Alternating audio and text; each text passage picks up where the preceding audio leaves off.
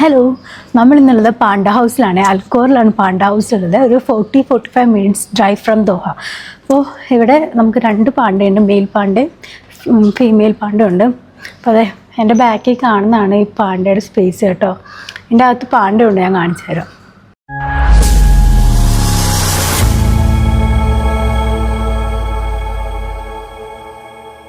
നമ്മളിന്ന് വന്നിട്ടുള്ളത് അൽക്കോറുള്ള പാണ്ട ഹൗസിലേക്കാണ്.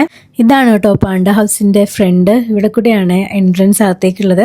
ഇത് അൽക്കോറിലാണ് കേട്ടോ പാണ്ട ഹൗസ് വരുന്നത്. അതായത് നമ്മുടെ ദോഹയിൽ നിന്നൊരു 30 to 50 കിലോമീറ്റർ ദൂരെയാണ് ഇതിട്ടുള്ളത്. പാണ്ട ഹൗസിന്റെ അടുത്ത് തന്നെ ആയിട്ടാണ് നമ്മുടെ അൽക്കോർ ഫാമിലി പാർക്കും അൽബെയ്ത്ത് സ്റ്റേഡിയം ഉള്ളത്. അപ്പോൾ നിങ്ങൾ ഇവിടെ വരികയാണെങ്കിൽ നിങ്ങൾക്ക് അവിടെയും കൂടി പോയി വിസിറ്റ് ചെയ്യാവുന്നതാണ്. മിഡിൽ ഈസ്റ്റിൽ തന്നെ ആദ്യമായിട്ട് പാണ്ടേനെ കൊണ്ടുവന്നിട്ടുള്ളത് നമ്മുടെ ഖത്തറിലാണ് കേട്ടോ. ഈ ഒരു പാണ്ട ഹൗസ് ഇനാഗ്രേറ്റ് ചെയ്തിട്ടുള്ളത് ഫിഫ വേൾഡ് കപ്പിന്റെ സമയത്താണ്, അതായത് 2022 ഇവിടെ മെയിനായിട്ട് 2 പാണ്ടയാണ് കേട്ടോ ഉള്ളത്. സുഹേൽ പാണ്ടയും തുരായ പാണ്ഡ്യ എന്ന് പറഞ്ഞ്. സുഹേൽ മെയിലും മറ്റേത് ഫീമെയിലും ആണ്. ഇത് ശരിക്കും ചൈനയിൽ നിന്ന് കൊണ്ടുവന്നിട്ടുള്ളതാണ്. അപ്പോൾ സുഹേലിന്റെ പേര് ജിങ് എന്നും തുരായയുടെ സിഹായ് എന്നുമാണ് കേട്ടോ. മെയിൽ പാണ്ടയ്ക്ക് 150 kg ഫീമെയിൽ പാണ്ടയ്ക്ക് 100 kg ആണ് വരുന്നത്. 2 ആൾക്കും 6 വയസ്സുണ്ട്. ടോട്ടൽ ഏരിയ 1,20,000 ഉണ്ട്. ഇത് ഈ പാണ്ടയ്ക്ക് അവരുടെ നാച്ചുറൽ ഹാബിറ്റാറ്റിനെ ഇവർ റെപ്ലിക്കേറ്റ് ചെയ്തിട്ടാണ് കേട്ടോ ഇത് എൻ്റെ ബിൽഡിംഗ് ഇവർ ഉണ്ടാക്കിയിട്ടുള്ളത്. ഇതിൻ്റെ അകത്ത് പാണ്ടയ്ക്ക് അവരുടെ ഒരു ഹാബിറ്റാറ്റിൻ്റെ ഫീൽ കൊണ്ടുവരാനായിട്ട് bamboo forest, climbing structures, water pools ഒക്കെ കൊടുത്തിട്ടാണ് ചെയ്തിട്ടുള്ളത്. അതുപോലെ അഡ്വാൻസ്ഡ് ക്ലൈമറ്റ് കൺട്രോൾ സിസ്റ്റംസ് ഉപയോഗിച്ച് ഇവരുടെ ഒപ്റ്റിമൽ ടെമ്പറേച്ചറും ഹ്യൂമിഡിറ്റിയും ഒക്കെ മെയിൻറ്റെയിൻ ചെയ്യുന്നുണ്ട്. ഇതിൻ്റെ അകത്ത് veterinary clinic, nursery, gift shop, cafe, prayer rooms അങ്ങനെ വേണ്ടെല്ലാം ഉണ്ട്. ഇതിന് 10 AM to 6 PM വരെയാണ് ഇതിൻ്റെ വർക്കിംഗ് ഹവേഴ്സ്. പിന്നെ ഇതിൻ്റെ പുറത്ത് ഒരുപാട് പാർക്കിംഗ് ഫെസിലിറ്റി ഒക്കെ ഉണ്ട്. അത് ഫ്രീ ആണ് പാർക്കിംഗ്. പണ്ടൊക്കെ ജീവിക്കാൻ ഇതിൻ്റെ അടിയിൽ പോകാൻ പറ്റും. അടിയിൽ കിടന്നുറങ്ങാൻ വാട്ടർ ബോർഡ് വെച്ചിട്ടുണ്ട്. ഒരു ബോളൊക്കെ ഇട്ട് കൊടുത്തിട്ടുണ്ട് കളിക്കാനായിട്ട്. ഇങ്ങനൊരു സ്പേസിന് കൂടിയാണ് നമ്മൾ നടക്കുന്നത്. നമ്മളിവിടെ കൂടി നടക്കും. ഇവിടെ ഗ്ലാസ്സിൽ ഇങ്ങനെ നമുക്ക് പാണ്ടയുടെ ഹൗസ് കാണാൻ പറ്റും. ഈ 2 പാണ്ടാസിനെയും സെപ്പറേറ്റ് ആയിട്ടാണ് ഇട്ടിരിക്കുന്നത്. അപ്പോൾ ഞാൻ അവരുടെ ചോദിച്ചത് എന്താ അവർ ഒരുമിച്ചിടാതെ സെപ്പറേറ്റ് ആയിട്ട് ഇട്ടേക്കുന്നതെന്ന്.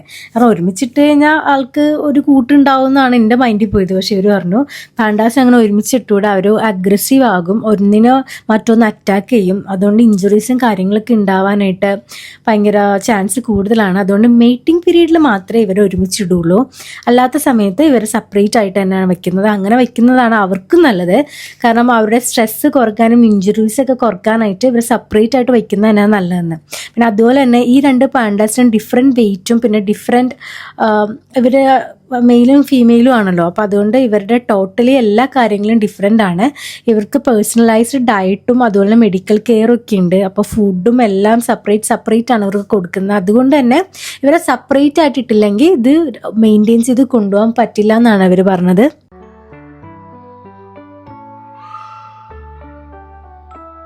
ഈ ഏരിയ ഇത്രയേ ഉള്ളൂ.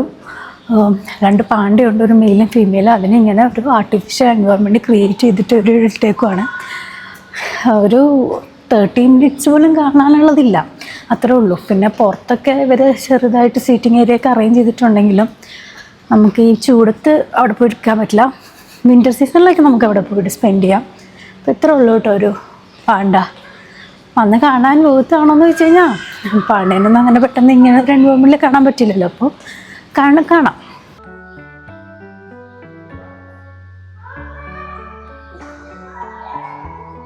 ബാംബൂസാണ് ഈ പാണ്ട തിന്നുന്നത്. അതുകൊണ്ട് ഇവനക്ക് ബാംബൂ ഇട്ട് കൊടുത്തേക്കുന്നത്. എൻ്റെ മുകളിലൊരു കഫേ ഉണ്ട്. അപ്പോൾ കഫേയിലോട്ട് ഞാൻ പോകുന്നില്ല. ഓൾറെഡി ഫുഡ് കഴിച്ചിട്ടാണ് വന്നത്. ഇവിടെ നിന്ന് നമുക്ക് ഓർമ്മിക്കായിട്ടൊക്കെ എന്തെങ്കിലും വാങ്ങിക്കാം കേട്ടോ. എൻ്റയർ പാണ്ട ഹൗസും ഇവർ മോഡൽ ചെയ്തിങ്ങനെ വച്ചിരിക്കുകയാണ്.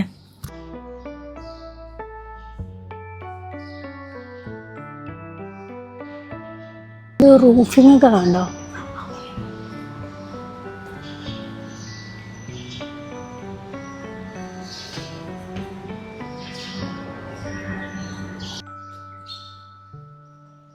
നമ്മൾ ഏറ്റവും ടോപ്പ് ഫ്ലോറിലെത്തിയേ. ഈ ടോപ്പ് ഫ്ലോറിലാണ് കഫേയും റെസ്റ്റോറൻറ്റൊക്കെ ഉള്ളത് കേട്ടോ. ഇവിടെ ഒരു ചെറിയൊരു കഫേ ഉണ്ട്. എൻ്റെ ടോപ്പിലെ നോക്ക്,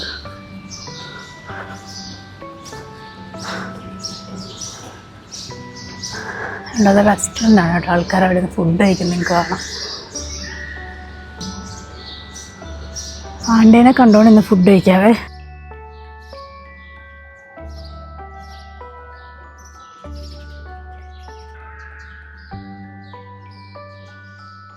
അപ്പോൾ അത്രേ ഉള്ളൂ. പാണ്ട ഹൗസ് നല്ലതാണ്. 1 ടൈം വാച്ചാണ്. ഒരുപാടൊന്നുമില്ല കാണാനായിട്ട്. 50 റിയാൽസാണ് ടിക്കറ്റ് ചാർജ്.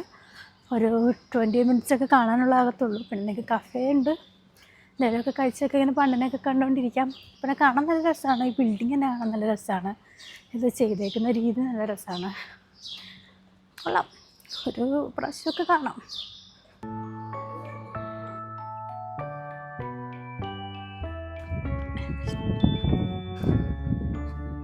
പുറത്ത് ചൂടാണെങ്കിലും കുഴപ്പമില്ല കേട്ടോ. പാണ്ട ഹൗസിൻ്റെ അകത്ത് കയറി കഴിഞ്ഞാൽ ഫുള്ളി എയർ കണ്ടീഷൻഡ് ആണ്. അതുകൊണ്ട് കുഴപ്പമില്ല. പുറത്ത് ഇച്ചിരി നടക്കേണ്ട ഒരു പ്രശ്നമുള്ളൂ. ടിക്കറ്റ് ചാർജ് വരുന്നത് 50 ഖത്തർ റിയാൽസ് ആണ്. Children under 14 years old Qatar റിയാൽ 25 ആണ്. OUN ആപ്ലിക്കേഷൻ വഴിയാണ് ഇത് ബുക്ക് ചെയ്യേണ്ടത്. പുറത്ത് ഇതുപോലെ ബാമ്പും ഒക്കെ അവർ സെറ്റ് ചെയ്തിട്ടുണ്ട് കേട്ടോ. ഇത് അവർ വളർന്നു വരുന്നുള്ളൂ. ട്യൂസ്ഡേ വുമൺ ആൻഡ് ചിൽഡ്രന് വേണ്ടി മാത്രമാണ് എൻട്രി ഉള്ളത്. അതുകൊണ്ട് തന്നെ ഞങ്ങൾ ഇന്ന് പോയത് കഷ്ടക്കാലത്തിന് ട്യൂസ്ഡേ ആയതുകൊണ്ട് ഐസിങ്ങിന് കയറാൻ പറ്റിയില്ല. അപ്പോൾ ഞങ്ങൾ എന്തായാലും പാണ്ട ഹൗസിലെ കാഴ്ചയൊക്കെ കഴിഞ്ഞിട്ട് ഇനി ഞങ്ങൾ പോകുന്നത് ഫാമിലി സൂവിലേക്കാണ്, അൽക്കോറിൽ.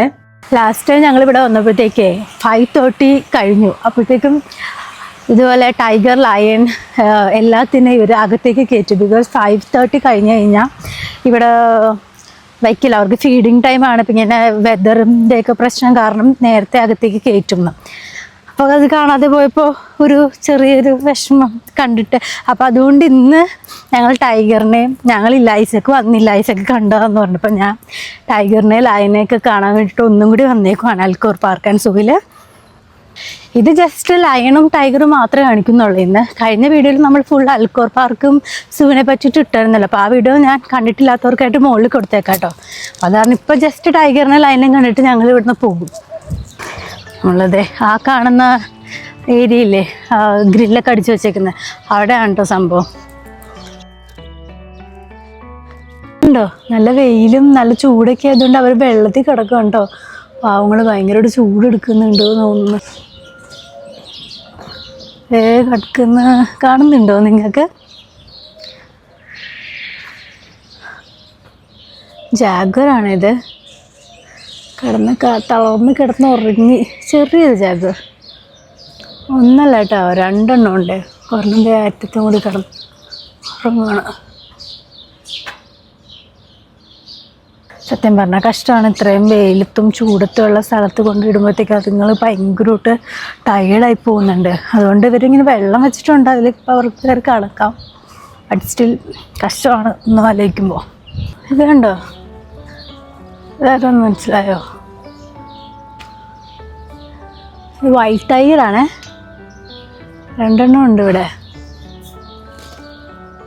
നല്ല സൈസുണ്ട് ഇതിന്. 2 അല്ല കേട്ടോ, 3 എണ്ണം ഉണ്ട് വൈറ്റ് ടൈഗേഴ്സ്. നടക്കുന്നുണ്ടോ? അയ്യോ, എന്നെ നോക്കുന്ന, ഞാൻ വീഡിയോ എടുക്കുന്നുണ്ട്. ചീറ്റയാണ് കേട്ടോ. ചീറ്റയൊക്കെ ഉറങ്ങി. 3 ചീറ്റയുണ്ട് ഇവിടെ. എന്താ താഴെ ഒരെണ്ണം കിടക്കുന്നു, ഇത് അവിടെ ഒരെണ്ണം നോക്കുന്നു. ചീറ്റ കണ്ടോ, ആഫ്രിക്കൻ ലയനാണിത്. ലയൺ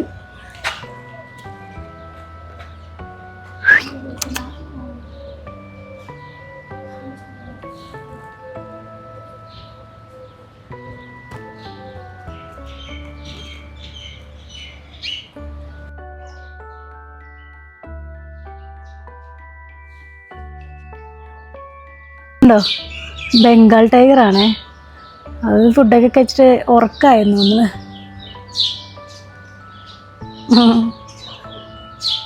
ടൈഗറിൽ അടുത്ത് പറഞ്ഞത് വെള്ളത്തിൽ കിടക്കുകയാണ് ചൂടെടുത്തിട്ട്.